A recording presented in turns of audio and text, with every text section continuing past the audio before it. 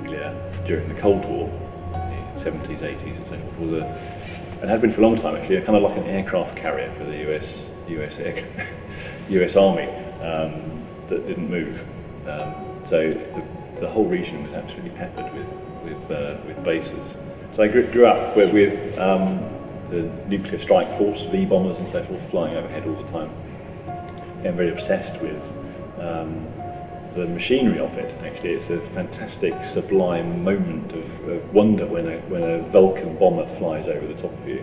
Your chest reverberates, and they're sort of fantastic sight. And there's these great monstrous planes which I became obsessed with and started to become really interested in, go to lots of air shows and find out about. And this is sort of at an earlier stage. And then after a while, I realised that we were in something called the Cold War.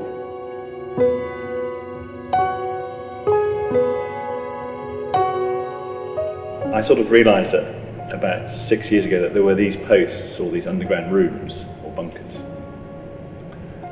all around the country, and that actually around the school where I was playing in the playground when I was growing up, there were people waiting in the hills, under the hills, on top of the hills, in these underground rooms. They were there for 40 years, all the time, 24/7.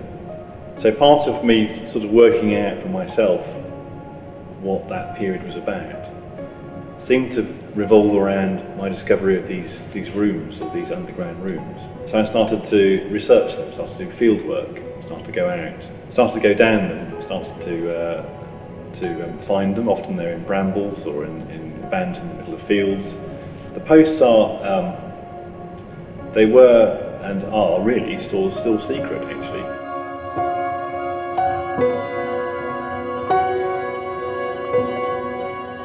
Make drawings in the spaces, also take photographs. I mean, they're and in some cases I've removed objects.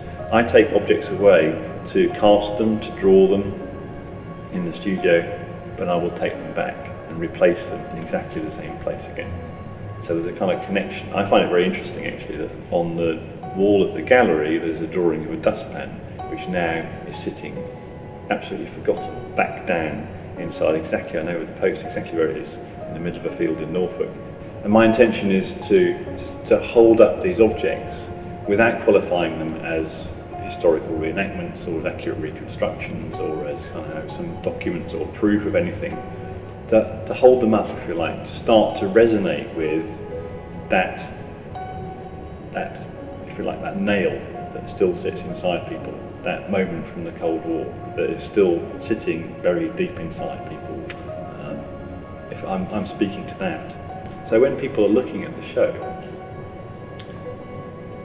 I'm expecting them, hopefully, to receive something that they can't even explain of it. That in a way of looking at the drawings and the objects in the film and the film work, that from that will come an unsettling sense of something that they'd half forgotten about.